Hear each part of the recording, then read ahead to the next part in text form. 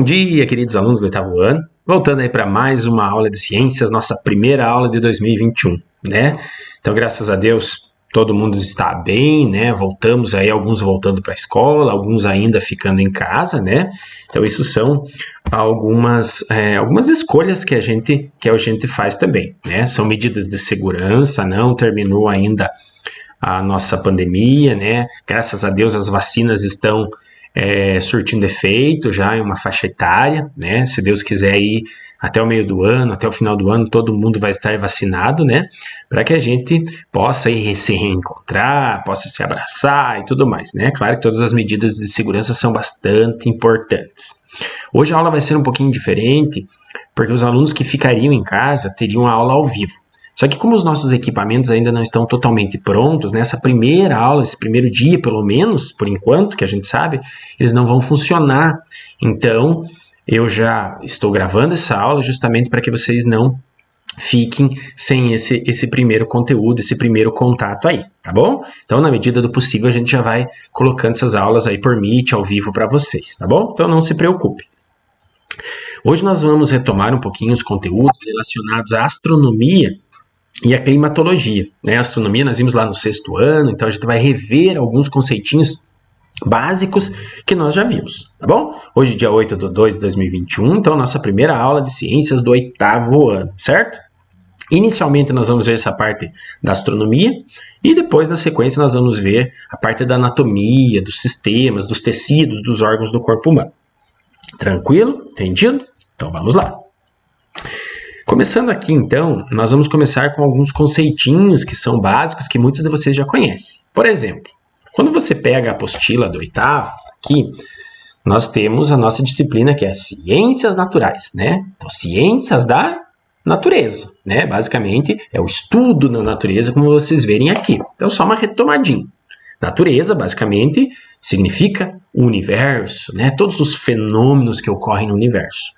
E a natureza em si, ela tem uma definição que vem do grego, que é nature, que significa physis, que é física. Então veja que ciências da natureza, ciências naturais envolvem física, química, biologia. Esse ano nós vamos estudar a biologia. No ano que vem nós vamos estudar a química, a física, experimentos, né, acontecimentos, né, fenômenos naturais que acontecem, né, dentro dessas duas áreas, né? Mas esse ano nós vamos ver então uma área dentro da ciência que é a biologia.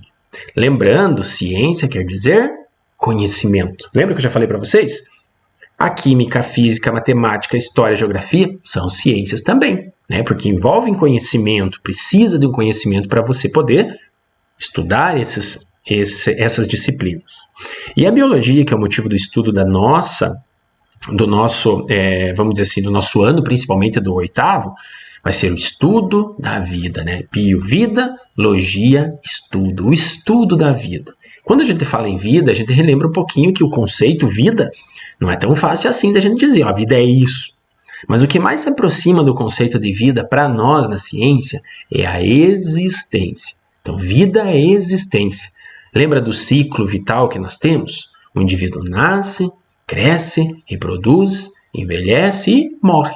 Para ser considerado um ser vivo, ele tem que seguir essas 5 etapas. Nascer, crescer, reproduzir, envelhecer e morrer. A água faz isso? A rocha, a pedra faz isso? Madeira, sim? Não. Mas esses animais que vocês verem aqui na foto, essas árvores, tem esse ciclo? Com certeza, né? Nascem, crescem, reproduzem, envelhecem e morre, né? Só para a gente relembrar uns conceitinhos básicos que nós temos de ciência, tudo bem? Vamos para o conceito principal e primordial que nós temos aqui, a astronomia. O que é astronomia? Olha, envolvendo de novo.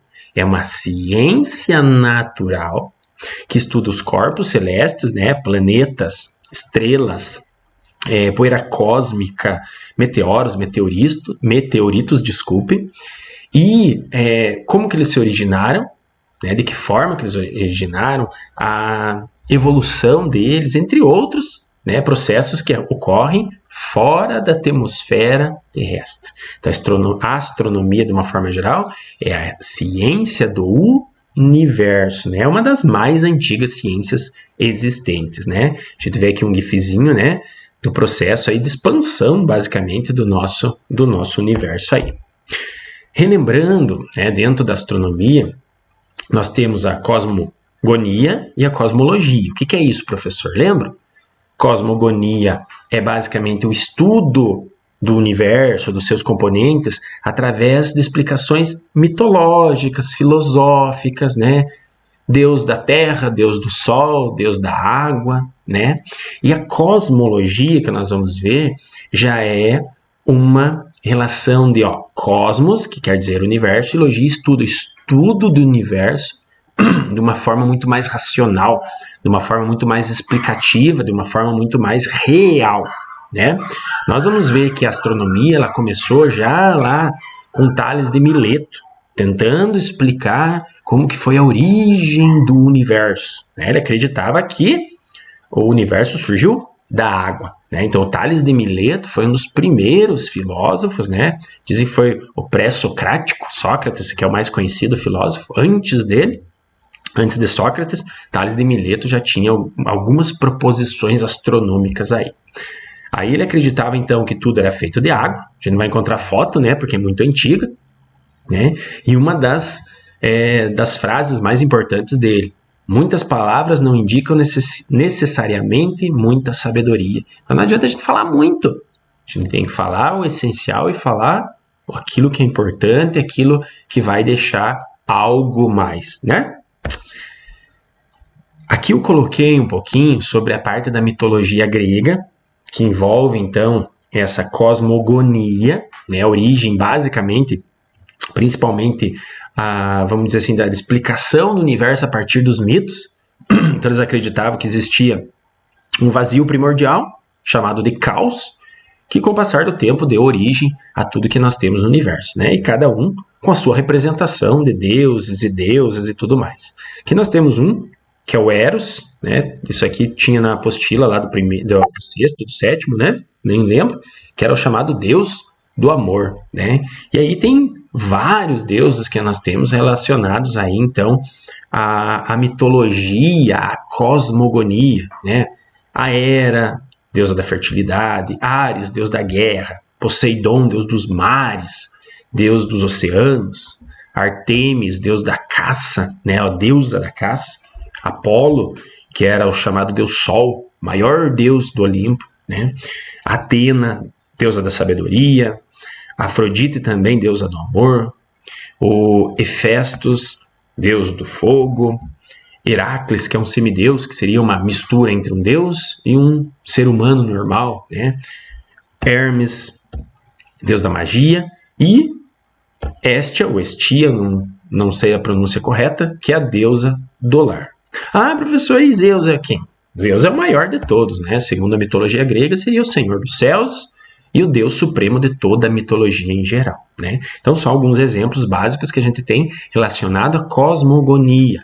Acreditar na origem do universo, no desenvolvimento de alguns acontecimentos e de alguns fatores e alguns fenômenos a partir de mitos, de deuses, certo? Já o surgimento da cosmologia, que é basicamente o surgimento do universo a partir de explicações teóricas, explicações racionais, experimentais na maioria das vezes, né? Então a gente vai observar que a busca das explicações racionais a partir da origem do universo. A mais conceituada, a teoria mais importante e a mais difundida é o chamado Big Bang. A origem do universo a partir de uma grande explosão. Provavelmente essa explosão aconteceu há cerca de 12, 15 bilhões de anos. Ninguém estava lá, mas é uma teoria que vem se sustentando de acordo com os estudos da expansão do universo, que hoje esse processo, essa teoria é chamada de singularidade, que o universo vem expandindo, vem se distanciando, né? Essa é uma característica bastante importante que nós temos aí para a origem do universo com a explicação científica, cosmologia, cosmogonia, os mitos, certo? Aqui nós temos um pouquinho de uma representação da singularidade. Então, a partir de uma explosão, a expansão de todo o nosso planeta e de todo o nosso universo no geral, não só o nosso planeta, né? Então aqui nós temos outras descobertas bem importantes aqui. Então, em 1929, um advogado chamado Edwin Powell Hubble, chamado pai da astronomia, ele divulgou que não existia uma única galáxia no universo, que a Via Láctea não era única, que existiam bilhões e bilhões de galáxias, né? E isso para a época foi um marco, né? Todo mundo acreditava que existia o sistema solar e a nossa galáxia, que não existia mais nenhuma. E ele conseguiu determinar que existiam outras galáxias. E Hubble determinou uma lei chamada Lei de Hubble, né? Onde ele estudou a natureza da luz de muitas galáxias, que se aproximavam, se distanciavam, né? E ele observou, né, e determinou um chamado efeito Doppler, que eu já vou mostrar, acho que fica mais fácil. Então, quando uma galáxia se aproximava ou se distanciava de outra, ela tinha uma determinada cor. Então, quando ela distanciava, ela tinha uma cor, quando aproximava, ela tinha uma outra cor. Então, ele observou o seguinte: quando ela se distanciava, por exemplo, uma galáxia de outra, nós que estamos aqui na Terra, claro, ele observou daqui, que quando ela está se distanciando, ela tinha uma coloração avermelhada.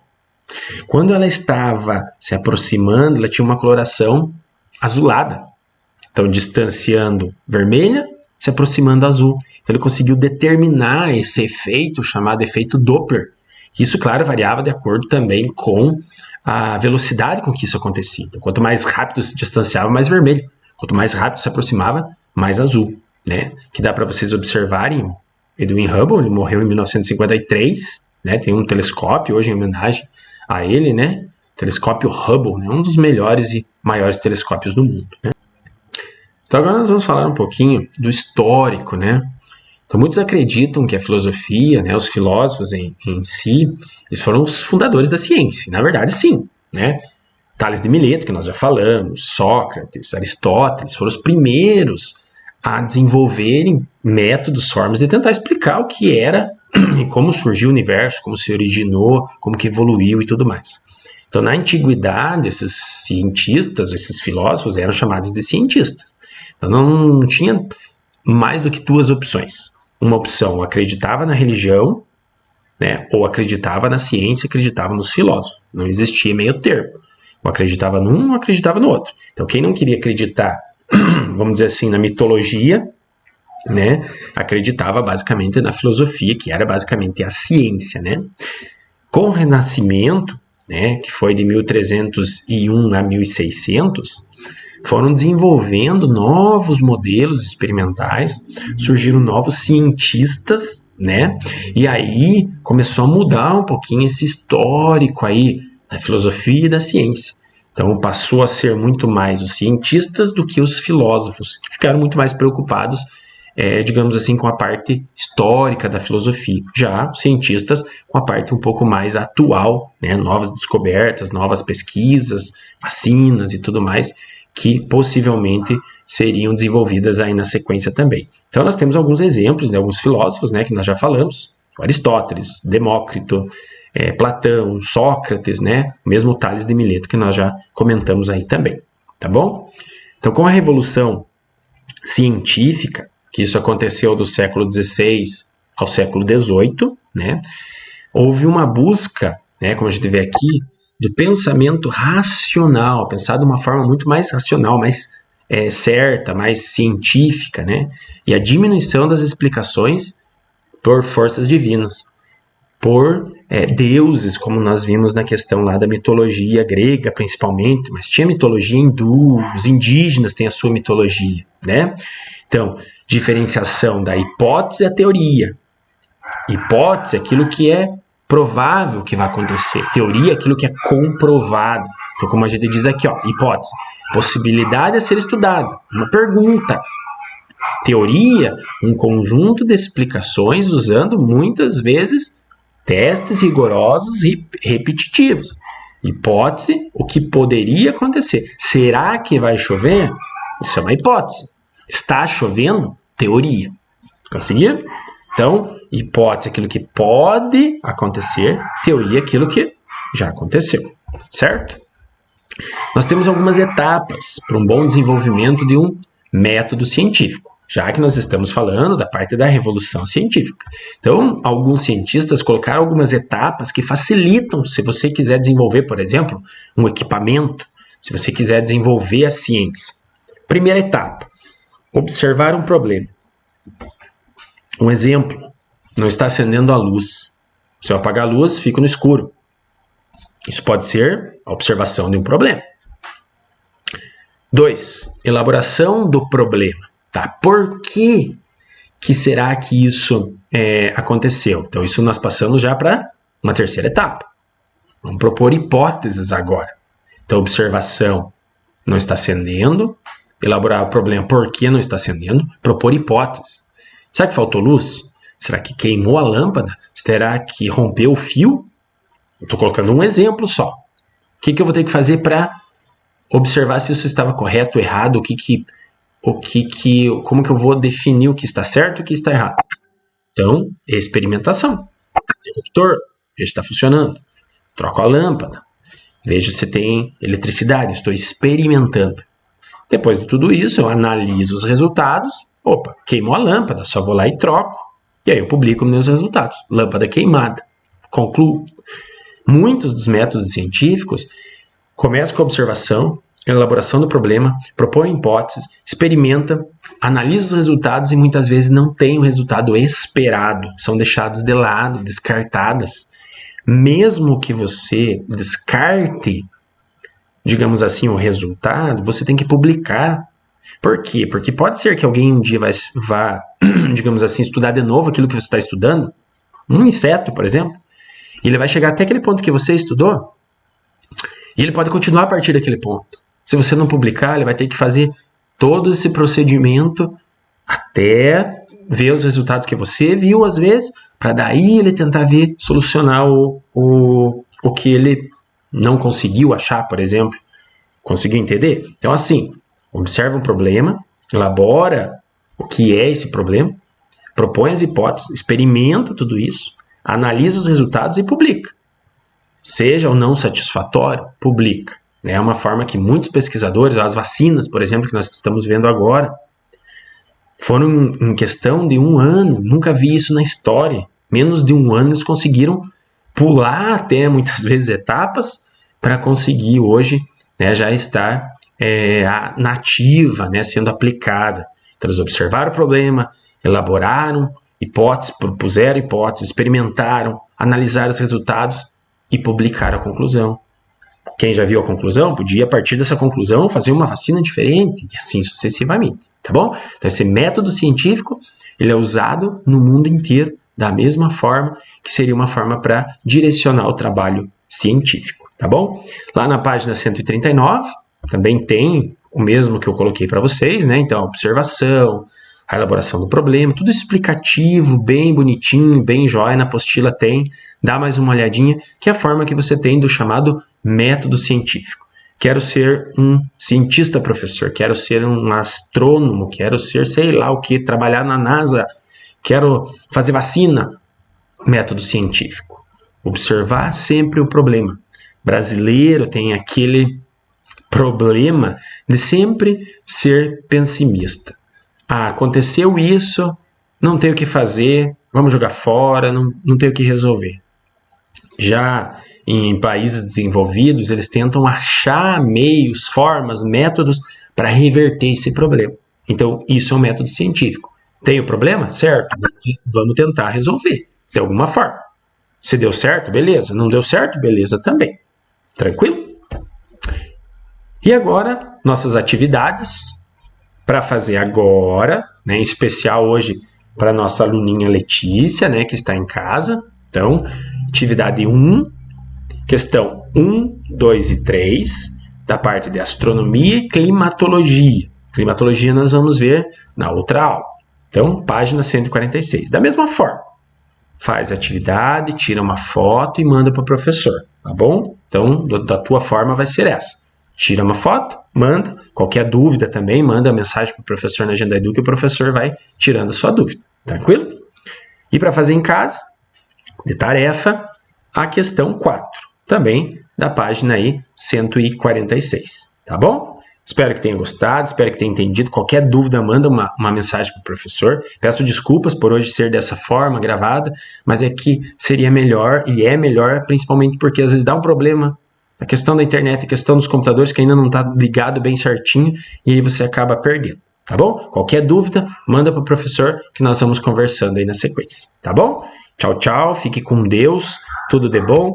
Qualquer dúvida, estamos à disposição. Tchau, tchau.